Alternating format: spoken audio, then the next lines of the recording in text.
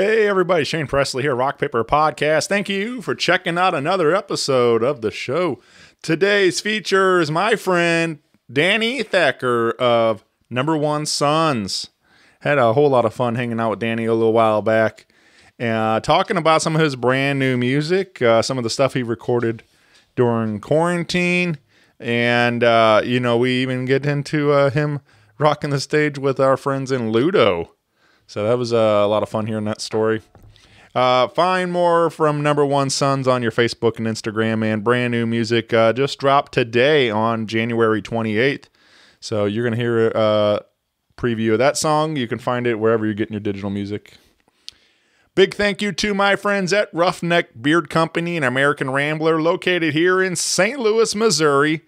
You can stop in and visit them in the Maplewood area, or shop 24/7 at roughneckbeardcompany.com.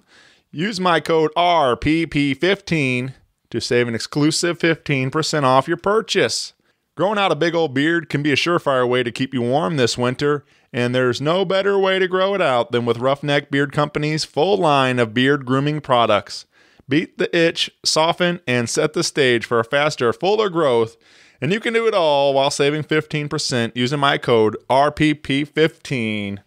You can save on your beard oils, your beard balms, your junk powder, your combs, whatever you're into, whatever fragrances you like. They probably got the perfect one for you there at Roughneck Beard Company. I find them again at roughneckbeardcompany.com. Big thank you also to my friends at Friendship Brewing Company here in Wentzville, Missouri, just about 40 miles west of St. Louis. Stop in, check out their wonderful craft beer selection, over 25 taps rotating through. They got all kinds of different flavors of beer, whatever you're into. They got a lot of good stuff over there, and you can come in and get some nachos, get some sandwiches, all kinds of delicious food, and live music. Friday, January 28th, you can catch my buddy Denver Wade Trent over there playing for you. And again, find everything at friendshipbrewingcompany.com for more information. I know they do a ton to support the community, and one of my favorite things they've recently done is they've launched a beer in honor of a fallen soldier and Wentzville native, Lance Corporal Jared Schmitz, and all proceeds of that particular beer go to support his foundation. So it's an incredible thing they're doing and to support that. And so go out there and pick up some of that beer and have a good time and enjoy yourself. And tell them Shane sent you. Also, if you need me, you can find me at rockpaperpodcast.com. Feel free to hit me up on the socials. Email me at rockpaperpodcast@gmail.com. I'd love to hear from you guys. And with all that out of the way, sit back, relax, and enjoy this brand new episode with Danny Thacker of Number One Sons. A podcast is kind of like it's like a radio show that's not on the radio. It's on the internet. Does that make sense? Uh-huh. Yeah. That's also like my mom. It makes it sound more confusing, doesn't it? It sounds like this. This is Danzilla from the Number One Sons punk rock band from St. Louis, and you're listening to Rock Paper Podcast with the incredible Shane Presley. Rock Paper Podcast. Scissors beat paper, paper covers rock. Rock beats scissors, Shane covers non-stop. Never know what new kind of guest that he's got coming at you. Live and direct on the spot. Could be rock, folk, country, or hip-hop, jazz. All kind of folks that he has. Could be an artist or a comedian to make you laugh on the Rock Paper Podcast. double-decker fudge round, rolling round town. Shane coming at you live and direct from ground zero. He's your hero, he's your bestie. Rock Paper Podcast with Shane Presley.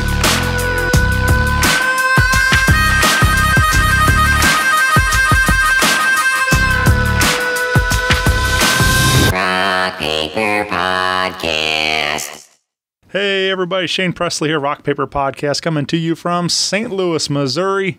Hanging out today with Danny of Number One Sons. welcome to the show, man. Oh, thank you for having me, Shane. I thought you were going to introduce me as Skeletor's son. I thought we talked about this. Yeah. Sorry about that. He's like, why'd you have to bring that up? I do go by Danzilla sometimes, so you can call me Danzilla. It kind of helps with the rap persona I've been trying to pursue, but it hasn't gone as well. So I stick with pop punk. All right. Yeah, Danzilla. I'm calling you. That's going right on the bio right here. But yeah, man, we I guess we properly met as both of us were guests on Gabe's show, Stone Dog. And we got to talking that night and hanging out on the show, hanging with Gabe, talking wrestling and all the other things that came up along the night. But so thanks to Gabe for helping introduce us. And it's kind of been a long time in the making, but we finally made it happen, and we got we got some brand new tunes coming soon to talk about and everything else. But being that it's just me and you, and I don't really know a ton of your backstory, some of the early days. I know you were we started talking a little bit off mic, and we said we should probably save it for the show. But Number One Sons has been around for quite a while, right? Officially? Yeah. I mean, probably back to the point that we were pretending that we were playing instruments on hockey sticks. I'm actually from mid-Missouri, a small town in mid-Missouri, and I could say the name of the town, but I'm not going to because it kind of sucks.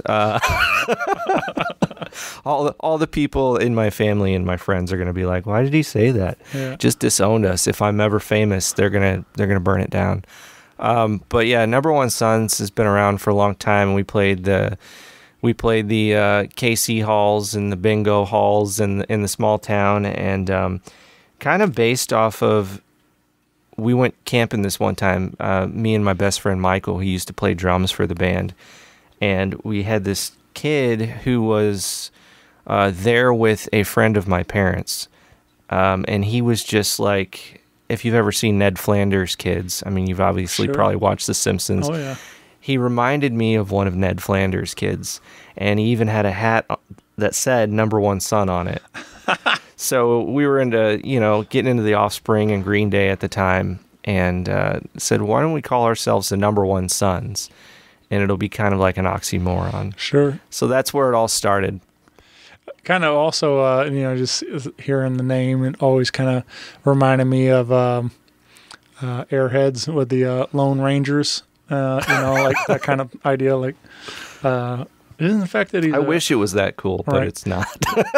Isn't the fact that he's lone, like, I don't think you can make that plural. But anyway, so I just made me laugh, like hearing Number One Sons, like, because it doesn't seem like it should be plural, not like you're saying that hat, but there's multiple guys in the band, so it works as being plural. You're all Number One Sons. We are all Number One Sons. I liked how you said that, because, I mean, technically over the years, there's been, like 8 people or more in the band. Right.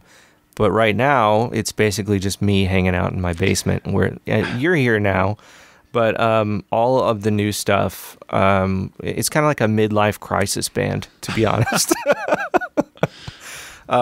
So I have done all of the writing, recording, mixing, to the point almost of driving myself crazy. So then on these new songs that are coming out, I started branching out a little bit and starting to actually connect with a lot more people. And I'm pretty proud of the new stuff that's going to be coming out.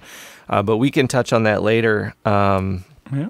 Well, so take me back, besides the camping trip and, this, where it all, kind of the origin of that, but like, what for you, what was it guitar first or what was your introduction into playing music? So definitely guitar first. Yeah. Me and my friend Michael and Nathan were probably always the core guys in this band. And we played together for a long time, and occasionally when we get together, we still jam. But I always played guitar, and nobody else wanted to sing, so I went ahead and tried to sing. Michael was on the drums, and he actually was the first one of us to play guitar. But that's where it all started. Like I remember listening to The Offspring a lot, listening to Green Day a lot. So punk was, always who I was for sure. Mm-hmm. Yeah, I mean, Americana, that was a huge record for me, like in that era. And that Smash before that came out. For sure, yeah. But I remember, like, obviously those records have a huge part in my, of my youth and on heavy rotation, during middle school and whatever and stuff. So, and then I guess for me, it was Green Day's Nimrod was a big one for me. Like, obviously Dookie was huge too before that, but like Nimrod was like the one that I really gravitated towards, and of course I think Good Riddance was like everybody's 8th grade graduation song, like that, was on that one still gets a ton of play and stuff. Yeah, it's weird because that song was something they were kind of apprehensive to release because they were known for Dookie and everything that came before that, and they were supposed to be this punk rock band that I think had more to them than just punk rock. And, in the end, they did what they wanted to do, and they ended up releasing Good Riddance on, it was originally supposed to be Dookie, came out on Nimrod. But yeah, the song has been in everybody's graduation and ended up as the final song on Seinfeld. And but that's my favorite band, Green Day. Always a big inspiration. And you can ask, my longtime girlfriend, if she wasn't in the picture, I might try to marry Billy Joe. Yeah, I mean, there's still time, There's still time. I think that song,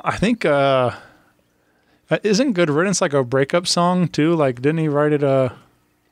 So yeah, it actually was a song, Good Riddance, meaning like, I'm glad it's over. Right. But I think he kind of looked back on that time of his life, pun intended, no pun intended, and, just kind of thought life's this unpredictable thing. Sure.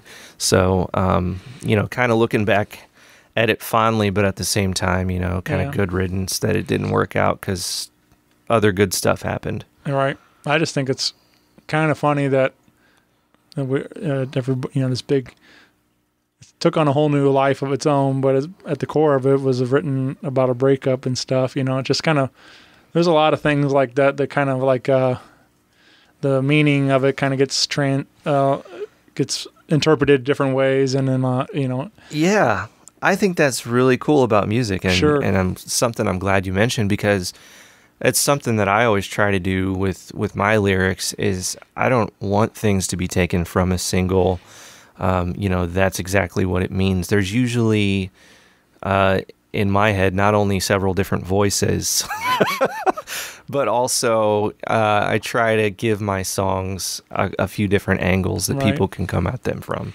Yeah. Not that I want to give you my secret sauce or anything like that.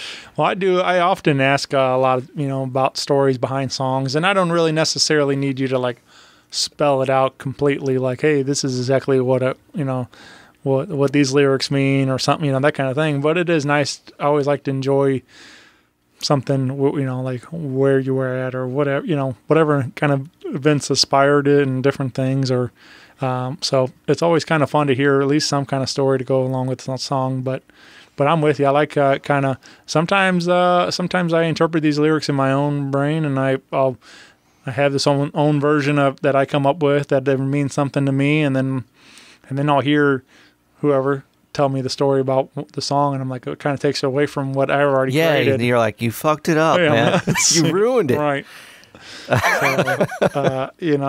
but at the same time, there's no rule to it all. Like, sometimes I really enjoy like there's a song and I'm like, I have no idea what's going on in the song, and then you hear the story and you're like, oh, okay, all right, well, that's Yeah, it. sometimes it can actually enhance it. You know, if Right. you're not aware of what it's about, then you hear it and you're like, oh, Yeah. and you can kind of put together the puzzle For sure. at that point.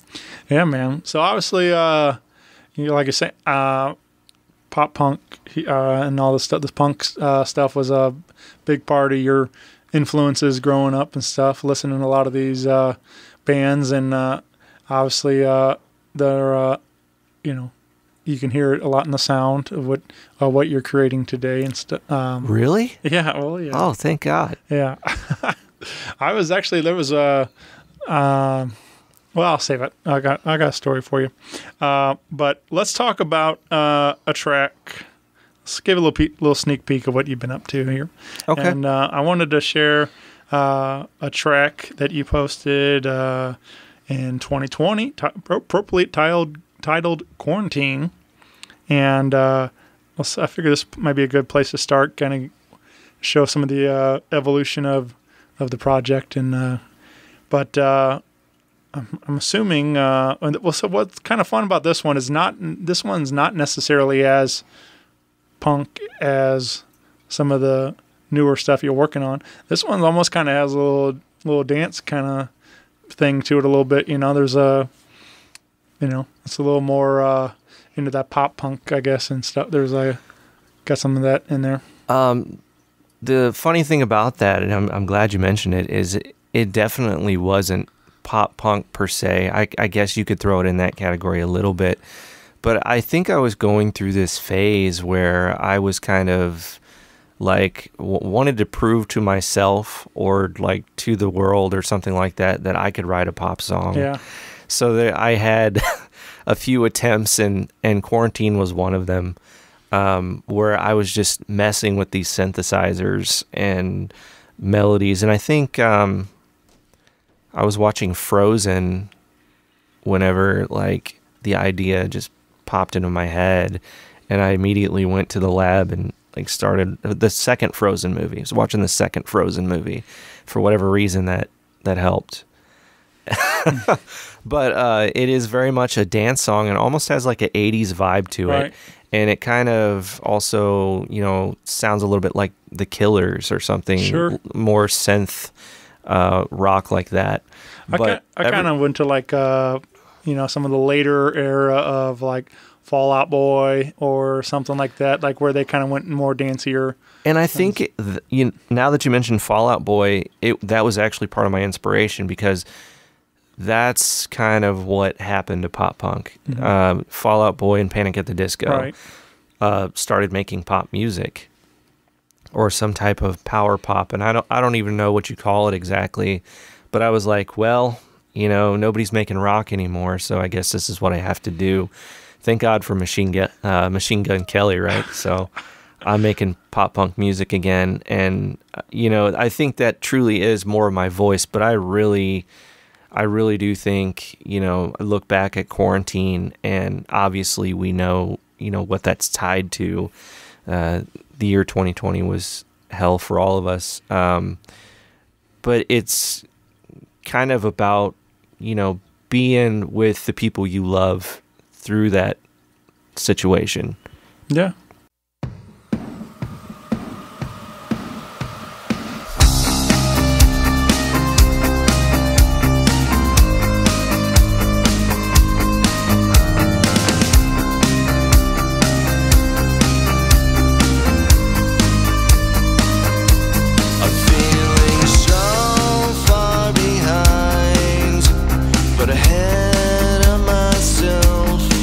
Like it was half past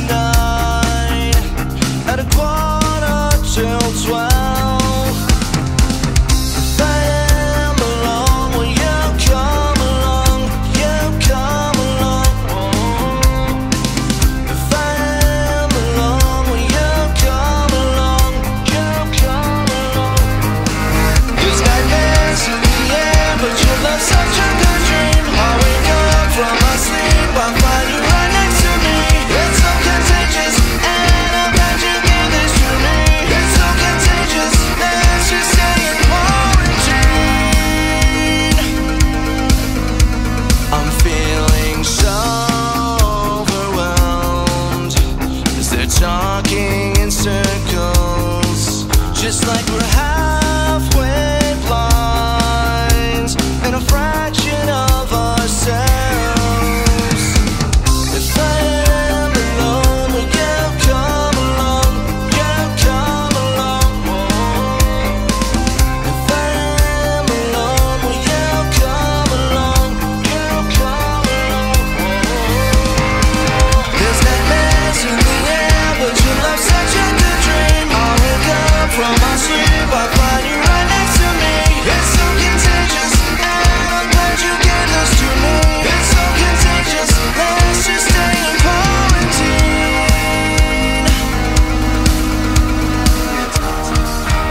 Am I sick or am I well?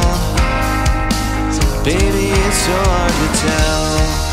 But I think it's safe to say that the world can wait for another day. Am I sick or am I well? Baby, it's so hard to tell. But I think it's safe to say, yeah, it's safe to say that the world can wait. There's nightmares in the air, but your love's such a good dream. I wake up from my sleep, I find you right next to me. It's so contagious, and I'm glad you gave this to me. It's so contagious, there's nightmares in the air. Your love's a good dream. It's so contagious, and I'm glad you gave this to me. It's so contagious, let's just stay in quarantine.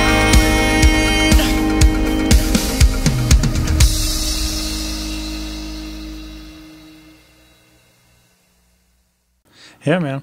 I like too, like, it's obviously having a little more free time than we may have normally had, allowed for a lot of artists like yourself to get creative and, to try something different and try something, new. You just experiment with different things, different sounds. And so there was a lot of people put out, records that just, for free or whatever, to say, here's something I'm working on, these ideas or whatever. There's people just throwing things out there and stuff just because they had time to tinker around and play with making sounds. And so it was cool to see people just, whatever was inspiring it, but getting to, elaborate on some of these ideas that they might not have had time to otherwise. But I'm glad this came out because this is a lot of fun, man. It's a great track, and it's like I said, it's fun to turn up on when you're driving and dance around in the car and stuff. And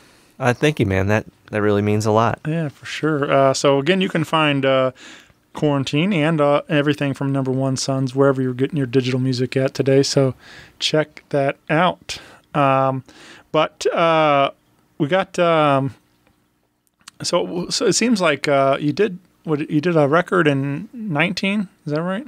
I did a full record in 2019. Yeah, and then the rest of it seems to be just singles, right? We've kind of been going that route for a while. So that's when I revived Number One Sons, was 2019.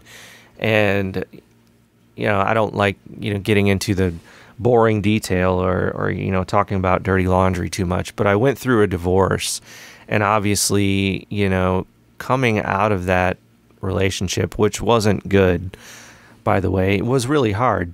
But all of a sudden I had all of this inspiration, and it's what got me through those several months, both dealing with the proceedings of the divorce and after losing that relationship.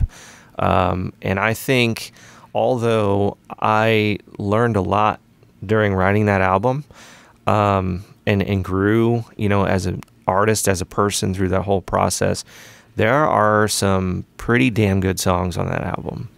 And I don't normally say that nice of things about myself, to be honest, but it's definitely worth listening to and to appreciate, that time and place and kind of look at it from that angle. Yeah, man. You should check that out. I mean, like, I do find I don't know. I'm not, or I haven't been able to apply it to my own things yet to be able to write, but it does seem like those are like the biggest motivators for a lot of writers is heartbreak and or falling in love. So it's like, you find a lot of inspiration going through the darkness of a breakup and everything else like that. So. Yeah, I think you can handle tragedy in different ways. You can either become like a victim of it, or you can kind of pick yourself up and become something else. Mm-hmm. And I think at that point in time, obviously we talked about Green Day earlier, it was a turning point at a fork stuck in the road, basically, and I took it and ran with it. And it seemed like every time I picked up a guitar, a song was coming out, and the music was just flowing. Wrote a song called Holding Out for the Better Times on that album that still might be maybe even my best song. And it's kind of reminiscent of like some Foo Fighters type ballads, like Times Like These sort of thing. But really good song, and I think it's something that a lot of people can relate to whenever you're going through hard times in your life, and everybody's got dreams. They can kind of picture this time and place when either they win the lottery, they find somebody new that they fall in love with, it's kind of like on Dumb and Dumber, whenever that bus full of chicks pulls up and they're like, just think, two lucky guys. It's kind of like that, like holding out for those good times. I don't know what you're going to say now, because that was ridiculous. Well, you're in luck. They're in town. So good, man. Classic movie for sure. That is easily one of my probably top 3, I'd say, comedy favorites. Oh my gosh. I don't know how. And they never achieved it again, because obviously they made a Dumb and Dumber 2 and they made a Dumb and Dumber or whatever. Right. And prequel. They were both terrible.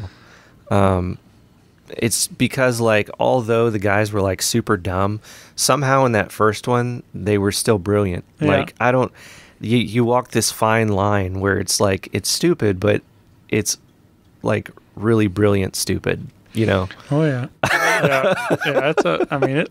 The movie's really a masterpiece. Like, it's still like one I watch pretty regularly, and then like I still continue to years later catch new lines that make me laugh even harder this time around. Like, it's stuff like, I think a lot of it, like, at face value, whenever I watched it as like teenager or whatever, I thought it was funny, but there's references that now that as an adult that I get with the way, like, I had to live a little bit of life to understand some of these jokes even more.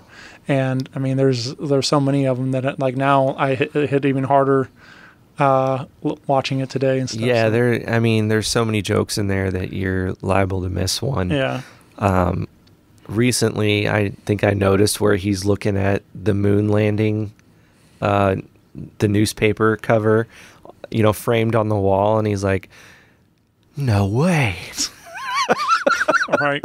And then he's like so excited, and he screams it like across the hotel or bar or whatever. Yeah. I don't know, man. I can go on and on about that movie, but it's if you haven't watched it recently, go watch Dumb and Dumber and thank us later, because it's a good one. Yeah, I was thinking about that. Actually, what I was going to mention was I wanted to play when I was listening to one of your newer songs that we're going to get into. It reminded me of some of those, like, and just like that's what I think of it with pop punk or the punk music. Your style it takes me back to a lot of the, like, late 90s, like especially like those teenage comedies and stuff, like whatever, Can't Hardly Wait and that kind of stuff. Like those soundtracks, they were always filled with all kinds of good tunes. Oh, for sure. American Pie had a lot of good songs. There was Swingers, had The Offspring in it. Real Big Fish was in Basketball. Oh, yeah. I mean, pop punk was big at that time, and it was in Offspring was also in Idle Hands. So a lot of teen movies with some good soundtracks. But so for me, like, hearing, even though this is a brand new song and stuff, or these newer songs, and it kind of takes me right back to where those days, and it's like, that's what's kind of fun about, even though you're making brand new music, it's still reminiscent and nostalgic in a sense, to where it takes you back to kind of the high school or middle school eras and stuff like that. and I hear that, and it's both cool, and then also like, it sometimes feels like you're getting out of touch with what's happening now. But then I think about the fact that, Machine Gun Kelly and JXDN and Travis Barker has, kind of recreated this scene. Mm-hmm. And then I get online and I see all sorts of people talking about it that aren't just my age, but are younger. And it's like, maybe it really is a thing again, because it was fun and it is cool again. So, I mean, I love hearing those reminiscent stories because, man, I think we all had some good times back then and watching those movies and the dumb shit that we did. Yeah. But, well, that's like what's one of my favorite things with music and just like where I can hear these songs and it's like time travel, it takes me right back to where I was, either at a buddy's house or driving in my car, whatever the scenario. But for me, a lot of this stuff, it takes me back to hanging with my buddy Josh, because like he had an older brother that introduced us to a lot of music. And so like, that's where I first started listening to like, probably Green Day was in there too, but like I remember groups like Phoenix TX. I remember he also introduced us to the Adam Sandler CDs. So that was the first time I, hearing some of that stuff. There was a lot of it was new to me because like I grew up, most of it was I was listening to my parents' records still at that time. I hadn't quite dove into my own personal like stuff too much yet. A little bit of that. Like I started at I remember Matchbox 20 in like 1997. Like that was a big record for me, and I went to see them in concert and stuff. Like, but there was a ton of music out there, especially in this punk world, that I didn't know about. So Josh and his brother Kyle introduced me to all sorts of new stuff, and so anyway, that's where I think my mind goes right back to those. And I don't often hear many people throw the reference Phoenix TX. Yeah. I've seen them live on a couple of different occasions. I actually, on one of their last tours, I don't know if they're still touring or not, but they did a tour with Unwritten Law. Oh, yeah. And I did a podcast back in the day where I managed to somehow get a hold of Will Salazar from Phoenix TX. All right. And he sounded like he was really hungover or had blown out his voice or a combination of all of those things, and got him to be on the podcast that I was doing. And the interview was probably horrible, but it's just something that was really cool to have done and to be able to say. Yeah. So sure. They're definitely an influence, and, like I said, most people don't remember who they are, but they had that one song, All My Fault, in the movie Jailbait. That was MTV's, like, one of their first premiere movies or something like that. Yeah. So, yeah, sick reference, man. I always go to the Rooster song. That's the one that sticks with me. Oh, yeah. Yeah. Which is appropriate for the holiday coming, we're with Thanksgiving and things. Yeah, it's a good family favorite. If you have not heard that song, the chorus is, "I got a big cock, it's so damn big," and then they throw in "Sop 'em up with gravy" and all sorts of funny stuff in there. Yeah, it's kids love it. Family favorite. What was the podcast you used to do? It was called Where Are We podcast, and this goes back to the fact that I'm not very good at naming things, because the point is, you know, we live on Earth, but where is Earth in the grand scheme of, you know, the entire universe? And then all this weird shit happens here all the time, and we go on without questioning it sometimes, and I'm getting really way too deep right now. But that's kind of, it was a science podcast with a lot of comedy mixed in and some music. And I didn't do it for very long, nor know how to promote it very well, but that's what it was. Got really into science there for several years. Nice. So Yeah. it was like a Neil deGrasse Tyson thing, and I read all of his books and Stephen Hawking and all that. Nice. Because science is punk rock. Hell yeah. I just saw, made me laugh. There was, I don't know if you've been following along on the internet, but that Adele, there was like a thing with her English teacher was at her show or something. I don't know if you've seen any of that. But No, I didn't see any of that. Yeah, but so I mean, her English teacher came to her show, and she was like really surprised and cried and all the stuff. And then I saw somebody posted the article as a screenshot from Twitter, and it says, "I'm Adele's old math teacher. I taught her PEMDAS, and she clearly doesn't give a shit about that. I guess I'll go fuck myself." So anyways. she could not do that pre-algebra. Right, yeah. Yeah. So anyway, that made me laugh thinking. You got to have math and science in there too. So, but yeah. Well, cool, man. I'll have to definitely go check out the podcast. I wasn't aware that. I don't know if it's still out there or not. Yeah. I can find a way to share some with you for sure. Right. Because I did have a YouTube channel, but I think I might have went ahead and converted everything over to Number One Sons, just because of the fact that I started to notice, because Facebook tells you how many views sometimes you have on your pages. So I'd be talking to all sorts of people on Facebook, just networking. And I would see people start looking at Where Are We? And then as a joke, I had this other Facebook page that was called Rights of Americans.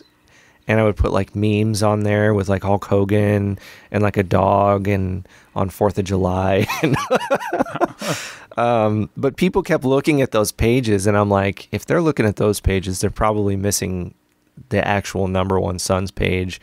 And they could even look at those and be like, oh my God, this guy's weird, and then be totally deterred. So I was like, well, I'll just turn them off. But I'll send you some podcasts. Right. If anybody else wants one, I'll send them to you too. Yeah. I will get 0 requests, so no big deal. Well, let's talk about another number one Son song, and this is called "Bored."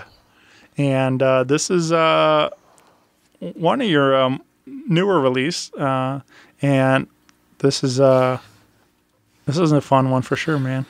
Let's talk. Anything you want to add around "Bored"? So at that time, that was the end of 2020, right? And I had gotten COVID. It's actually a year ago, Thanksgiving, just about, and it was rough. I was sick for like 2 weeks, and everybody in the house got it. We could not leave the house, obviously. It would not be responsible for us to have done so. So we stayed here, and we had family like deliver us everything that we needed on the porch, and missed work for a long time. And when it first happened, I was like, oh man, this is going to be great. I'm going to be out of work for like 10 days. I'm going to get better in a few. And then I'm just going to play music, and it's going to be awesome. Turns out I was bored. Pun intended. So I was sick for like 2 weeks almost. And at that point in time, I was listening to a lot of different music. And like I said, went through this experimental phase of quarantine and I got a Control, the other song I put out previous to that. And I think there was How You Gonna Love was also another song that I put out previous to quarantine. So they were all like these killers and, you know, kind of hybrid pop songs. And then, you know, at that point in time, I, you know, had studied music for a long time trying to figure out, you know, how you make the perfect pop song. And I forgot who the guy is who, you know, wrote for Britney Spears and probably like 100 different artists. Martin, I think is his last name, but he's wrote more hit songs than almost anybody. I had looked at his techniques on how to write, you know, popular songs and kind of analyzed the lyrics. And at a certain point, I just was like, you know what? These are all just words. These are all just songs. These are all kind of boring.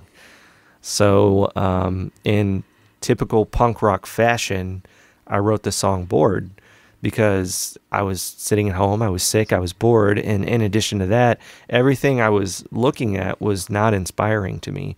And it could have been, you know, just the fact that the whole thing kind of brought me down.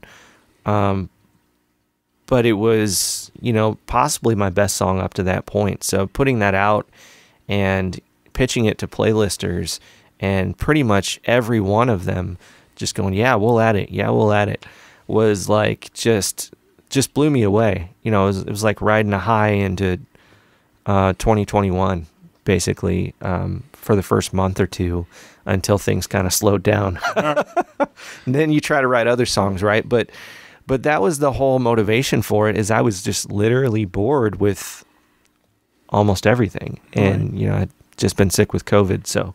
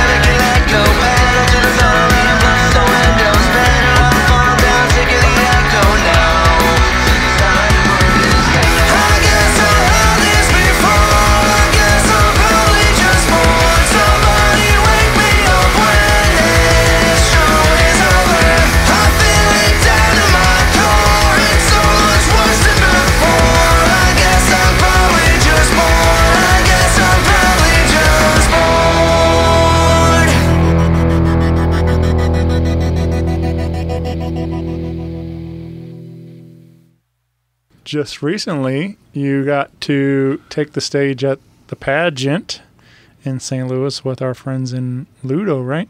Oh, yeah. I mean, it was like a once-in-a-lifetime experience. LUDO, kind of a band in my genre that I grew up listening to. A little bit pop punk, but a little more whimsical, like a Weezer-ish almost. Sure. Don't really know what to call them. They're kind of in their own genre. I always feel like they're very like theatrical and stuff. They're like a lot of rock opera, Right. a lot of storytelling, and a lot of styles mixed in. Yeah. But I remember seeing LUDO, back in 2010 at a Point Fest, and at that time, it was like Shinedown was there and Theory of a Dead Man or something like that, and I went because my brother I was taking my brother. He's like 10 years younger than me, and didn't like any of the bands there. And I saw LUDO, and I was like, these guys have personality. They were just funny. Mm-hmm. Everybody in the crowd had a kazoo. Yeah. I'm like, this is my style right here. But yeah, they do Halloween on Halloween every year. So I've seen them for the past. Well, I didn't see them in 2020, obviously, but I've seen them a couple out of the last few years. And this year, they did a special VIP ticket, which I ended up being lucky enough to get one, where I got a chance to play with the band. So I brought my guitar and I learned their song Drunken Lament and went up there on stage with them and played the song, and just felt like I nailed it. It was like being kind of like being a rock star for like 5 minutes, Yeah. So, once in a lifetime experience. And, I know LUDO hasn't really done a whole lot, in the last decade, Right. but, they've had a couple of top 40 hits, and they're still, in my opinion, super talented. They're one of the people that I look up to. So after I got a chance to do that, Andrew Volpe, who's the lead singer of LUDO, actually took the time to send me a video about the performance, and he thanked me, for playing with them, and he was like, "Dude, you nailed it, man." And he said like a bunch of really nice stuff, and said he hopes we get to do it again sometime. And I think it genuinely felt like, for the band, like being able to perform with a fan like that was more special for them than the entire weekend, basically. Because not only did they say that, but it genuinely felt like, they sincerely meant it when they said it. Like, Yeah. like, wow, that was cool. It was not only cool for me, but it was cool for them too. Right. But yeah, we got their autographs and drumsticks and all that. And Drunken Lament's a great song. I played the solo on the intro because my girlfriend had pushed me to learn the solo. I was like, yeah, I know all the chords. And she's like, no, learn the solo. And I'm like, damn it, I'm not that good. But I learned it, and I got up there and played it. And that's one of the things that Andrew, the lead singer, said. He's like, I did not expect you to go up there and rip that solo. Yeah. He's like, but you nailed it, dude. You took Tim's part, and he's like, I should have had him put the guitar down because Andrew put the guitar down for me to play with him. But he's like, I could have had Tim put it down. I could have played with you,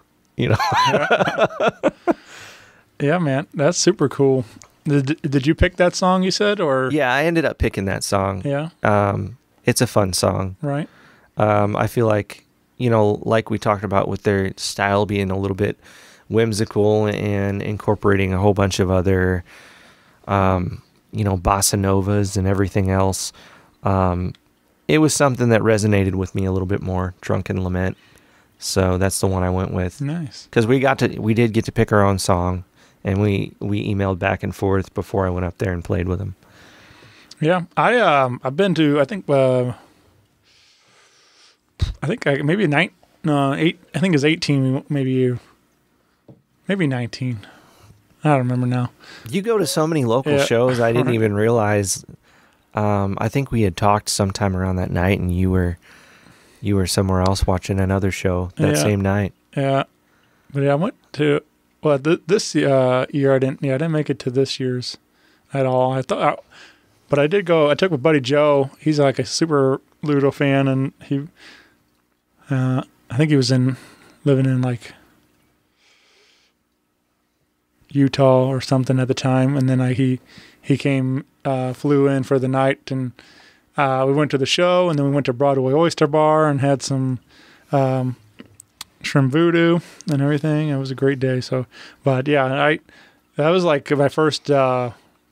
Besides like some of those Point Fest shows and things, but getting to see the proper theater, headline show from Ludo, like, it was really impressive, and it was just like a lot of fun seeing them like dressed up and getting all into the Halloween and stuff. And it's even grown since then. I mean, like now that they're doing this year, they did 3 nights, and it's just kind of crazy to see. Yeah, and then 2019 they also did 3 nights, and each night they did a different theme. Like they did a vampire theme and a Batman theme, and they tied the stories all together, and they had like a projector that they rolled down that had video footage on it, and they worked it into the show. It was like a whole theatrical performance, and it was crazy. I'm sure the amount of work they had to put. They had actors on stage. The amount of work that they had to put into that had to be like astronomical. And I think Andrew took a lot of that on, and it might have been the reason they didn't do it this past year. But even still, they had, they performed in like skeleton onesies and had these amazing light shows going on this Ludo. Like they made TV screens out of the band name Ludo. And then a fan actually made that I talked to on Facebook, Newton. Goes by Newt. They actually made all the video for them on the little Ludo projector things, like TV screens. It was really neat. Yeah, man. Yeah, it's always a show with Ludo. Yeah, I like that too. They got Halloween now. The Urge does Thanksgiving. For the last several years, or again, like they used to do before, and now they're doing it again. And then you got the El Monstero run for Christmas. It's like, it just seems, it's cool that these bands have kind of gravitated towards these certain holidays. It's going to leave me with, I'll take Columbus Day. Yeah, there you go. I'm going to do Columbus Day in St. Louis. There you go. And then I'll make a song about sailing the ocean blue in 1492. And then everyone will boo. All right. We could also maybe Arbor Day, maybe a good one too. Arbor Day. Yeah. I'll have the Nina, the Penta, and the Santa Maria, the whole 9 yards. Yeah. Nobody will care because Columbus turned out to be a dick, I guess. I can't hear that without thinking of Step Brothers now, man. The boats and hoes. Yeah. Yeah, man, super cool opportunity. Big shout out to Ludo.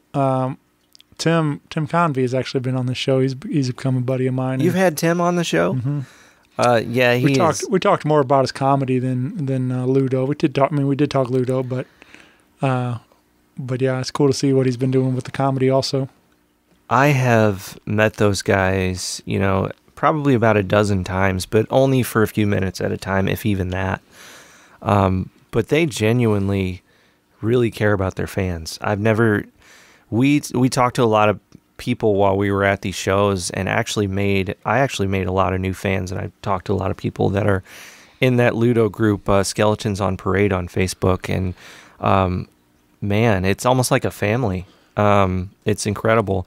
And Tim Convey and Andrew Volpe and all the guys, Matt Palermo, the drummer, I don't know how he maintains looking like he's like 17 years old, but he's an incredible drummer, and being able to play along with him was like, he is just solid, super solid. But yeah, all the guys in the band, really nice guys, genuinely. Yeah, they definitely. It's crazy how, how that fan base they've created, like how dedicated those people are, and like, you know, they don't tour a lot or at all, hardly, you know. So it's like, so there was a lot of people when they announced those dates, like people, you know, plan vacations to come to St. Louis to see them here. And we met a really nice couple from Portland, Oregon. We met some people from Tennessee. I mean, we had another couple that we met that came from Pennsylvania. I mean, it was just amazing to see how, you know, this band hasn't really toured in over a decade. Right. And then people are just coming from everywhere to come see them. And I think that's the type of people they are. And the awesome music that they write is that they can still sell out the pageant for 3 nights in a row once a year, you know? Yeah, man. Yep. Well, I wanted to, you think it's time to play a brand new tune? You feeling like sharing that one now? You know what? I kind of discussed with you before the show that I have this plan, and I'll kind of let you in on the plan.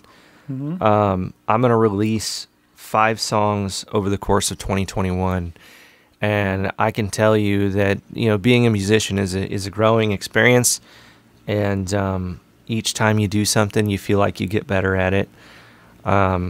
You know, people may or may not agree with that, but that's what it feels like as a person. So this is the first song that I'm putting out in the year 2021, and I think it's going to resonate with a lot of people. Yeah.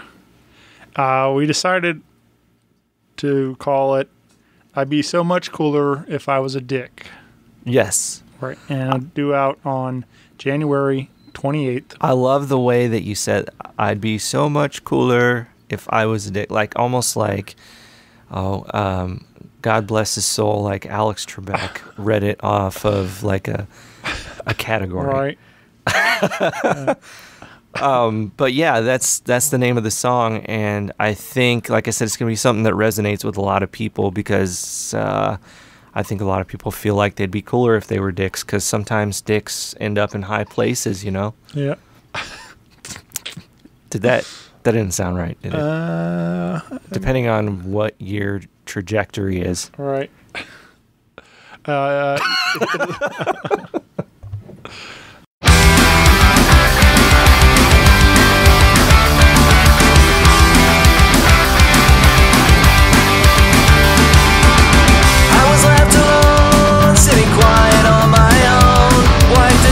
Off my shirt and shook my head.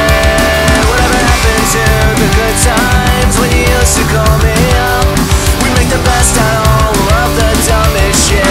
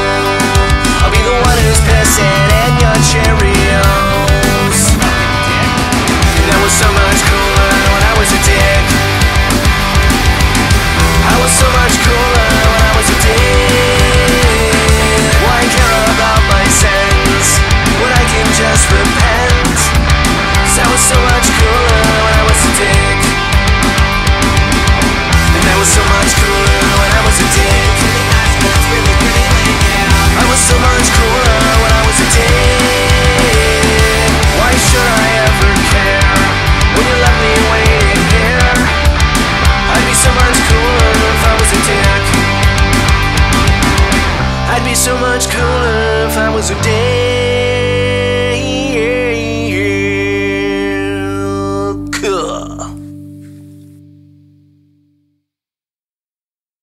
But yeah, it's this was super fun, man. I really like. I mean, I don't know. I just I get, that's the goal. Obviously, you strive to continually get better as an artist, like you're saying, and improve all. Get better at recording, and always want your latest thing to be your best work you're putting out, and I really feel like that's the case, man. This was like. When I first heard, you sent me a little sneak peek, and I was like, you could just hear the quality level different, in recording wise and everything, and just like it's really a great track, and this was a lot of fun to sing along with, and but yeah, man, good stuff for sure.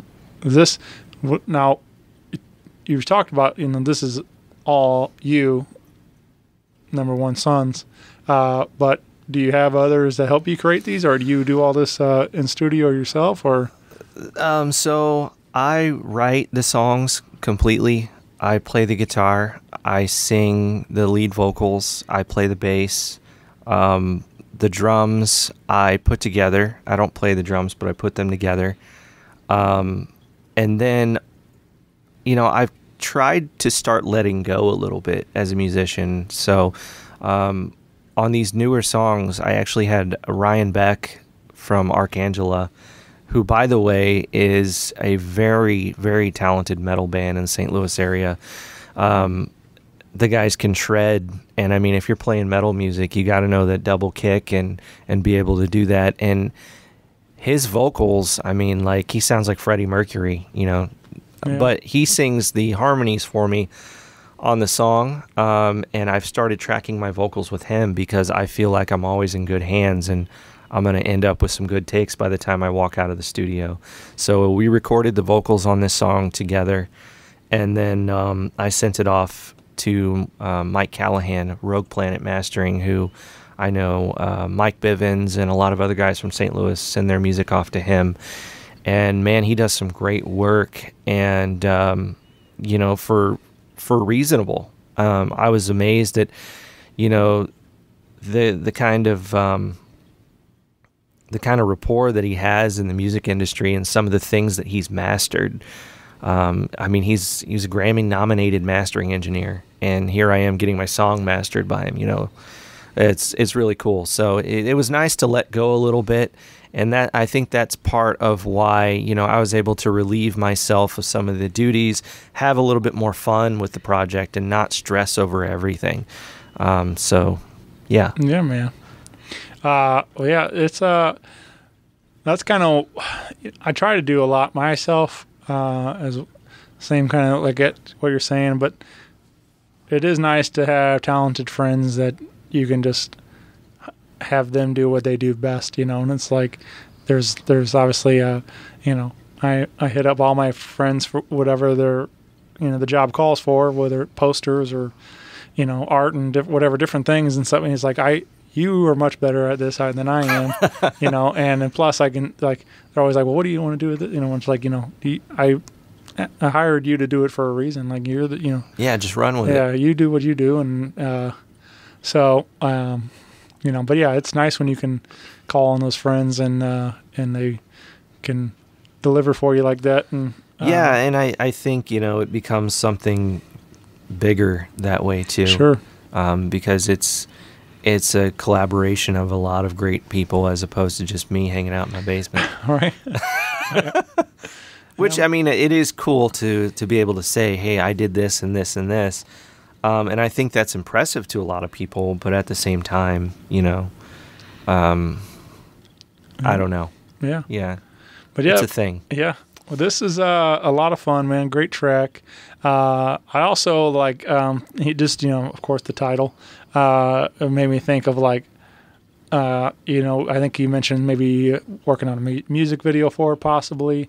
And I just got to thinking like, it'd just be funny, like, something like a Spicoli in there, like, you dick, like stuff, some. Definitely some pranks, right. And a lot of running around having fun. Like we talked about earlier, punk rock is a thing that kind of brings you back to your youth and being rebellious. So the idea of being so much cooler when you were a dick is exactly that, you know. Like whenever I was younger, we broke into my high school and caused a lot of trouble and, you know, did a lot of things that we shouldn't have done. We were being dicks, but we did, you know, even at other people's expense, you know, I guess we had a lot of fun doing it. We had some stories to tell and we grew up and, you know, at the same aspect, the song kind of makes jabs at Jeff Bezos and, you know, rich business guys and everybody who kind of gets ahead in life by, in a way, being a dick. I consider myself, you know... Or getting a rocket that looks like a dick. Right. You know, like, yeah, it also makes me think of Austin Powers. You know, with the rocket looks like a dick. yeah. But yeah, it does make reference to Jeff Bezos going to space. It makes reference to a yacht pulling his ship. So I remember whenever I first started writing it, I was actually at work, and I was working at the gas station at Costco, and thought of the idea and mentioned it to some of my close buddies that I have a message group with through Facebook Messenger, and I was like, man, this is a funny idea. And it, like I said, it comes from many different angles of being cooler if you were a dick, basically. And I don't consider myself to be a dick. Everybody, you know, most people say he's probably one of the nicer people that I know, you know, and I think sometimes to my own detriment even. So it's fun to imagine, you know, being that level of a dick. Right. But in the video, I will definitely portray that. Yeah. Yeah, man. I'm excited to see what you come up with for that. That'll be cool. Yeah, keep an eye out. Again, January 28th is what we're expecting this to hit all your streaming platforms and things. And you were saying that could be a part of 5 songs that you release for the year. I think you think that'll be all singles again, or do you think it'll be an EP, or what have you kind of thought about it as? Oh, we're gonna get real wild with it, Shane. We're gonna get crazy with it. So definitely singles to start. I think in this day and age, it only makes sense, being that the world is so content driven, that you have to be kind of always tapping people on the shoulder with new stuff. Right. So to release 1 song every 2 months is my plan. Over the course of a year, I will have 5 songs and give myself a breather for a couple of months to enjoy the holidays or whatever, spend time with my family, and maybe write something else for the following year. Yeah. But there's a lot of promotion and stuff that will go into it. And, you know, when all is said and done, maybe I'll put together some vinyl EP and put all 5 songs on it and see if I can get anybody to buy it. And, you know, in the meantime, you bet your ass I'll be whoring around and getting all those pre-subs. I'll be spamming everybody. Yeah, man. Well, you can find Number One Sons on Facebook and Instagram for all that, all them sub spams. But yeah, check it out. But I've been going around asking some fun questions, and I'll get your take on some of these, Danny.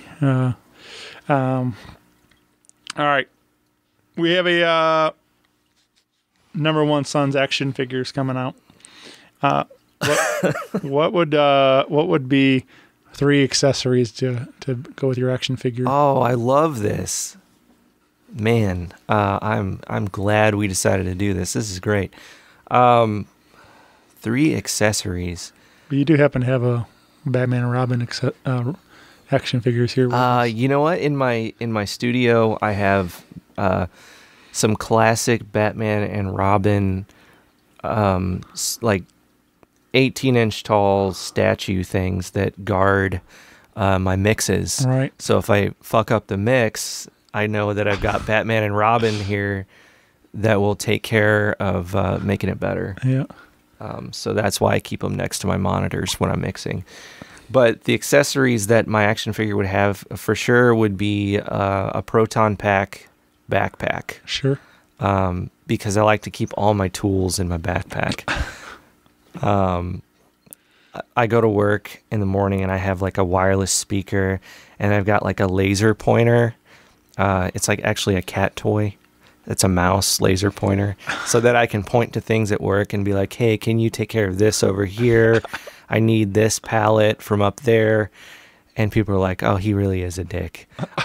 Reference to the song On Purpose, by the way. So a backpack and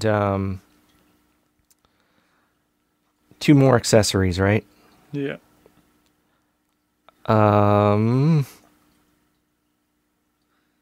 I think a kazoo.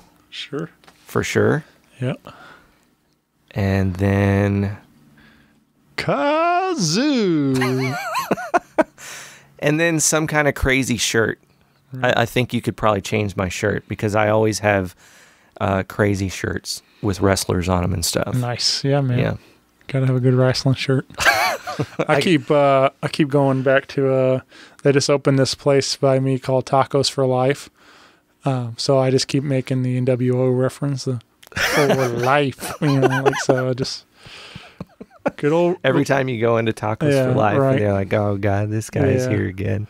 But yeah, so that's a huge part of my youth. Obviously, spent a lot of time talking about it with Gabe on his show and stuff. But all the early days of WCW and that was good old wrestling T-shirts are always fun. I actually have mine are like button-ups. Yeah.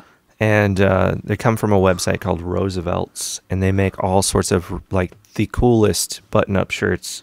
Is that you can find. There's one like with Macho Man doing the elbow drop? Yeah, on? I actually have that one. I have the one where Macho Man's doing the elbow drop, and then I have I think it's SummerSlam 88 or 89 version of Hacksaw Jim Duggan where he's got the American flag painted on his face in the 2x4. Yeah, man. And I have a Ric Flair one. So yeah, a lot of I'm known for my shirt collection. There you go. Let's put it that way. Yeah, I've always I don't know, I definitely saw some of those and I don't know if they have my size available or something like that. But I haven't got one yet, but I'm like, man, that's a cool shirt. Like, yeah, you can definitely tell that Roosevelt's is like a company that kind of got in over their head, I think, because the shirts are amazing, but it does take a little while to get them, and they don't always have the supply. Right. So you got to keep checking. Yeah. I opted to go with the Norm Macdonald shirt today. I didn't even realize that was a Norm Macdonald shirt. It's a Norm quote. You guessed it. I thought it was funny when I saw it. And that is actually a picture of Frank Stallone, right? Yeah, that's Frank. So it's a Norm Macdonald reference from SNL.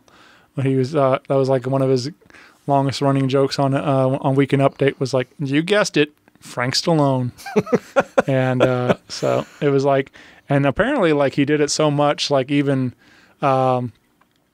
Sylvester Stallone like called him up and he's like, dude, what's up with it? Like, why are you, constantly talking about Frank and all this stuff? Like, and which made Norm laugh harder and he just kept doing it more. So like, that's Norm Macdonald for you.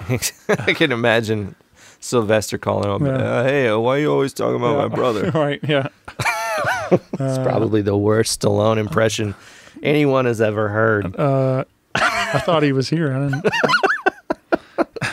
don't know what you're talking about. Yeah. Well, that brings me to my next question. And that, do you do any celebrity impressions besides, obviously, Sylvester Stallone there? Well, the first one that comes to mind is, obviously, I guess not obviously, but I love Ghostbusters. Yeah. And Janine, who is the secretary on Ghostbusters, I love doing that sort of accent. And I used to talk to my dog like that. So I do like a Brooklyn. Yeah. Ghostbusters. Yeah. So I have actually at work gotten a pair of, I went to Target on my lunch, got a pair of glasses, and with the whole, little thing that hold them on your head, and it was like a pearl one. I found one that were like pearls, and they strung down from my glasses. And I talked that way the entire day. Hey, how are you doing? Let me get those groceries out of that cart for you. Oh, hon, don't hurt yourself. So, I can do like a Brooklyn accent. I can do like a Hank Hill. Yeah. Damn it, Bobby. Right. A little bit. Those are the walls been whacking off my tools. I'll sell propane accessory. Oh, yeah, so a little bit Hank Hill. I can't think of any other ones off the top of my head, but I'm decent with some voices, but you just kind of, you gotta catch me at the right moment so I can get into the character. Yeah. I feel like I'm more like better at mimicking. Like I can hear, if I hear things, so like we just watched Monsters Inc. the other day, and the rest of the time I just kept going, Wazowski, doing that lady's voice. Yeah, and that's pretty stuff. awesome. And I don't know, like, but that's of course that's all just stuff like that. Like I just get those one lines like on repeat in my head like that, and so I also love how people talk like in the northern Midwest. Every time I go up there, it's like just north of Chicago, you really start getting that accent. Wisconsin, up there, donuts and bacon, eh? Don't you know? Yeah. And then once you're up there for a while, you just, oh gosh, yeah, I was out there the other day. The traffic was terrible. My friend actually who tours the country, has toured the country a lot, Seth Brand, you probably heard of him. Oh yeah, Seth. Shout out. Shout out. He and I were talking about the other day, going up to Michigan or something like that. And just loving how the people talk there. I could literally go there and within a day I'd be, talking like that. All right. Watching hockey, eating donuts, making bacon, What's that? Wasn't that Rick Moranis? Yeah, I love Rick Moranis. Didn't he do some show like Strange Brew? Yeah, Strange Brew. Yeah. Excellent movie. Yeah. Yeah. That's where my mind goes when I hear that voice and stuff like that. I just go right to those two guys. Hoser. Yeah. Yeah, man. All right. What about and I might know the answer already, but dream duet or collaboration? Who would you love? If I were collaborating with someone? Yeah. Oh yeah. So you were thinking Billy Joe Armstrong. Well, I mean, if you were going to marry the man, I would. I would assume that would be the one, right? I actually didn't think of doing a duet with Billy Joe, although that would be really cool. I was gonna say something more ridiculous, and just go with like Bette Midler. Sure. Yeah. And then just tell her that every time I watch Beaches, I just fucking lose it. And yeah, we would sing "Wind Beneath My Wings." That'd be beautiful. I mean, I think it would be perfect too, given that you sing the duet with your hero. Sure. So. Yeah, man. Well, let's make that happen. I'll send a letter. Yeah. I think and she's getting ready to do Hocus Pocus 2. Yeah. This movie scared the shit out of me when I was a kid. Like, the witches are going to eat me like soup. I'm not going to bed. I am not going to bed. What's that? That guy's got ice written on the back of his head, right? What guy? In the middle, in the beginning of that movie. I don't recall. Pretty sure it's Hocus Pocus.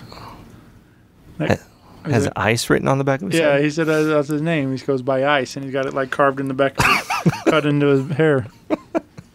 I miss names being cut in the back of the hair. I got it. I'll get Danzilla. Yeah, there you go, man. I'm bringing it back. All right. If there was something you could get into the Guinness Book of World Records for, what would it be? Probably the most failed attempts at writing songs. I don't know. Man, that's a tough question. Yeah. Because everybody's probably thought of everything by this point, and you don't need a book anymore. You can just Google it. You know. Something to get into the Guinness Book of World Records for. I think I'm pretty good at dropping shit. Most shit drop. Yeah. I think it all started when one time I was like carrying a pizza in, like my parents had ordered pizza, and I remember dropping it on the ground. You know how those tragic moments are those moments of like pure shit hit the fan panic and everything goes in slow motion. I don't know why that traumatic experience just came back to me. And I remember my mom was really mad at me, and I think I'm still having trouble coming to terms with that. So, Mom, I think we need to have a talk. But yeah, most shit dropped. And every time I drop something, like in the house or at work, I'll let out this scream like, ah! And I think it comes from a place of true trauma. Yeah. And everybody's like, is that guy okay? Oh, he just dropped something again. He's just over-exaggerating. Just drop the pizza again. Yep. Hurts. You proposed a question on Facebook. I didn't propose yet. Oh, wait, that's not what you're talking about. Wait, what? You said Letterman or Conan O'Brien, right? Right. That was best for best late night talk show. Yes. And you said explicitly no Leno. You said right.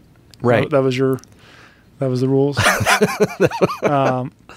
But it got me thinking though. I was like, that is a solid question. Whoever, because it really like tells a lot about a person if you, depending on what late night host you supported. I think it was really cool how many people that resonated with. Yeah.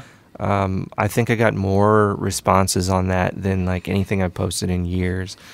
But I thought that was just really neat how everybody had something to say about it, because I thought I was the only one that stayed up watching those guys. And I remember my dad used to, he would want to watch Star Trek The Next Generation, and I wanted to watch David Letterman. I don't know that he really cared for David Letterman very much, or Conan O'Brien. But I remember going back and forth before I started watching Conan between Dave and Leno. And I think back then they were both on right before Conan. Mm-hmm. And on a school night, it's pretty late to stay up till 10:30 to 11:30 Central Daylight Time. But yeah, I would pretend I was asleep. All right. Watching them. Conan, especially the late night show, following Leno for all those years, was some of my absolute favorite stuff. I mean, a huge part of my comedy, taste and just, so absurd and ridiculous. The Chuck Norris lever and stuff, all the dumb stuff, and like just so much fun or that Walker Texas Ranger, sorry, not necessarily Chuck Norris, but Walker Texas Ranger lever. So the masturbating bear. Yeah, sure. I think I would have to say, even though I love David Letterman and I think he's got his own brand of comedy, that Conan O'Brien's probably my favorite late night show host and probably biggest inspiration to my kind of humor. Mm-hmm. Because it's very witty and kind of dry.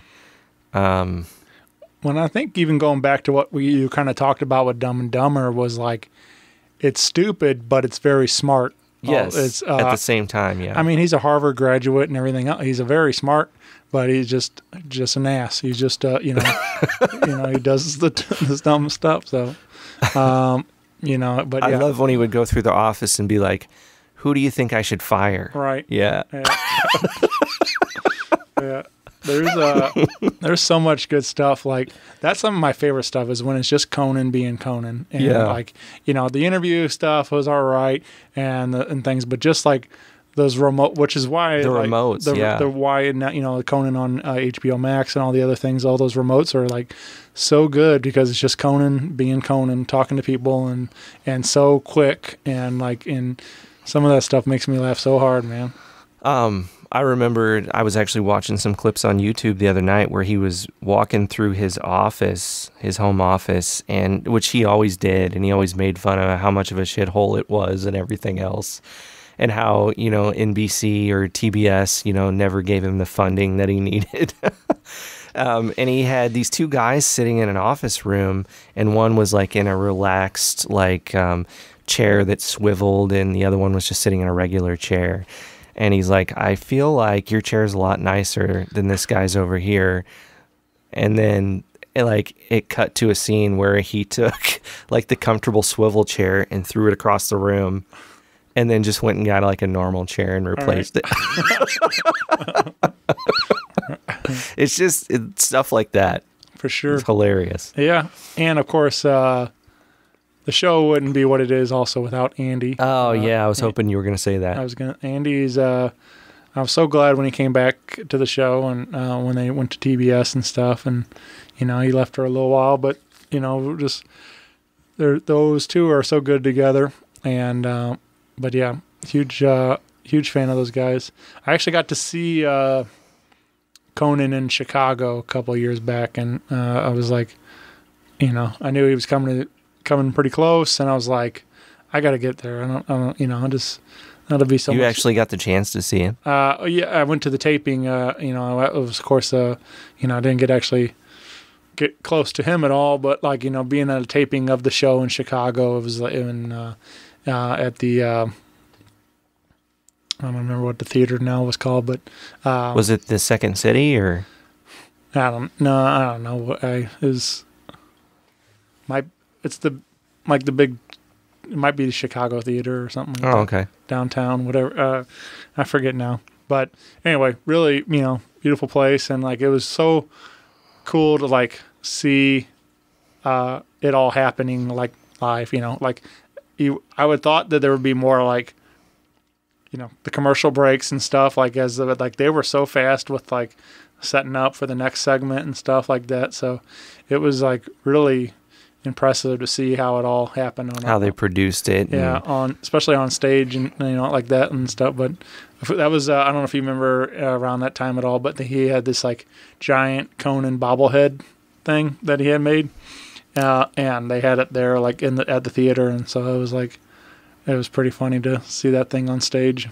But, I remember they did a remote where he went to some kind of Irish dancing class or something like that, and I don't know, it was a lot of fun. But I've never met the man or anything, but I was the closest I got to at least be in the same room as him once. So that is really cool. And also the fact that no matter what he did with his hair, it went right back to the way it was.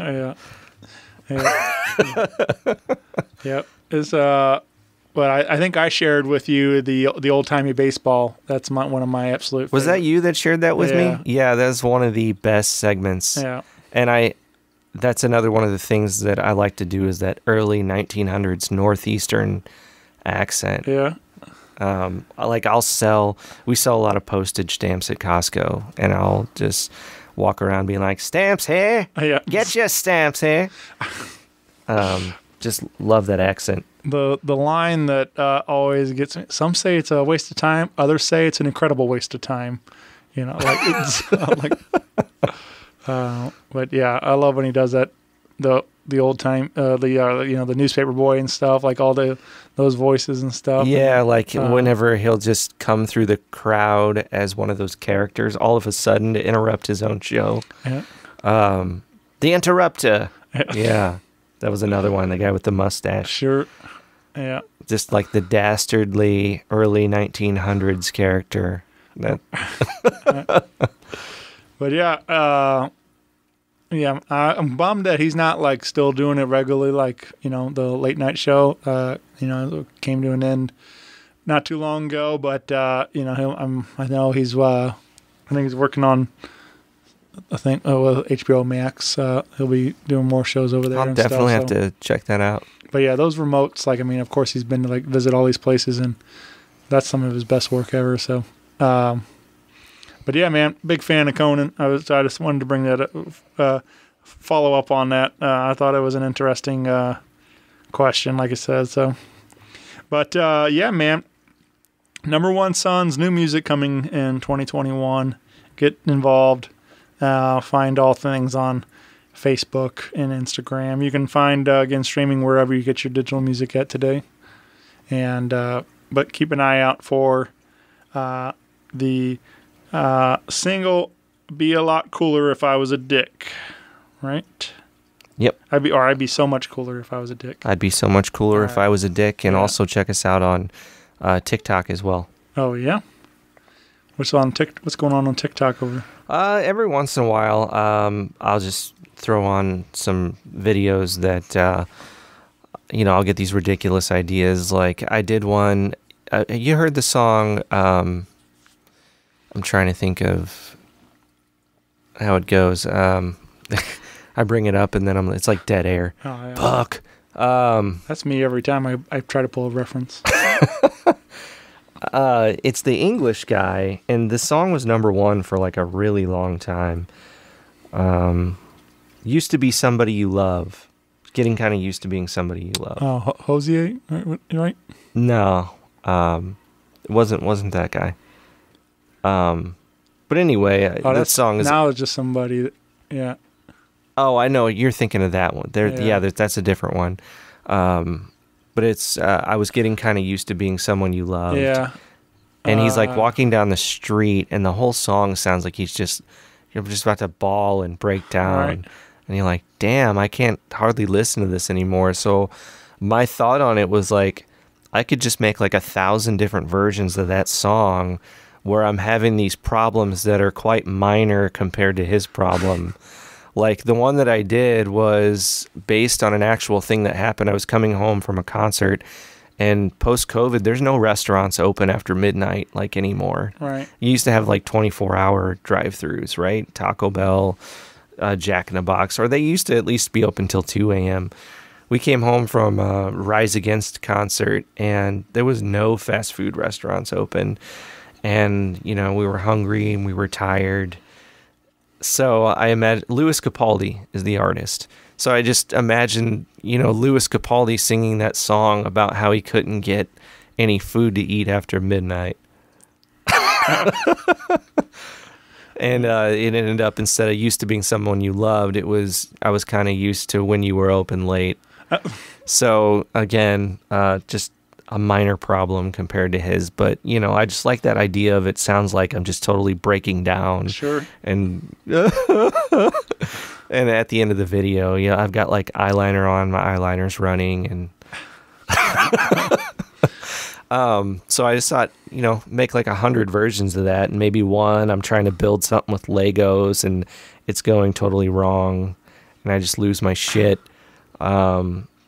Cut the roof of my mouth with some Captain Crunch. Maybe my bicycle wheel falls off. Can't fix my bike. Something like that. Yeah. So there's just so many opportunities. I did a song. Everclear has a song, Father of Mine. And I'm pretty sure they have a couple of other songs where the guy's just got real dad issues. Right. And What? Just the way you space that. I'm pretty sure they have a couple other songs, but just. Oh, okay. Right, just the way you stop. Yeah. You kind of spaced. Sometimes I have these moments of awkward that aren't intentional, but make me brilliant in some way, shape, or form. I think they're outrageous and dumb, but other people seem to be, endeared by it. But anyway, I just thought, man, the guy's got a lot of dad issues. So then I took that song, When I Pass the Breaker, Watch the World Die. Santa Monica? Santa Monica, yeah. And I was like, I just played the beginning of it. I was like, I'm pretty sure this is a new song by Everclear, and they also all kind of sound the same, the Everclear songs. And I did that do do do do do do, and I was like, I am still looking for my dad. Do do do do do do, and I was like, that's it. That's the whole thing. Because I'm sure he's still looking for his dad, like the guys from Good Charlotte, you know. Yeah. And Gavin Rosdale's looking for his asshole brother. Yeah. Well, cool, man. Well, this has been a ton of fun, Danny. I'm really glad we did this tonight, and appreciate you taking some time to hang with me, man. Yeah, I really appreciate you having me on the show, man. Yeah, I was just ecstatic because you've done so many great things here in St. Louis and had a lot of high caliber bands, and you know, you've had the guy from Supermarket Sweep and some high level comedians. Man, you've done it all, and then you decided to have Danny from Number One Sons on, and I cannot be more grateful for you coming over and having me on. Yeah, man, absolutely. I'm glad, like I said, I'm so glad this happened, and hopefully we can do it again soon and talk about some more new Number One Son songs. It's going to be a big year in 2022. Yep, so get involved and check out these new tunes coming to you real soon. But yeah, thanks, buddy. Bye, everyone. Bye. Rock Paper Podcast. Rock Paper Podcast. Rock Paper Podcast. Rock Paper Podcast. Well, yeah, that was it.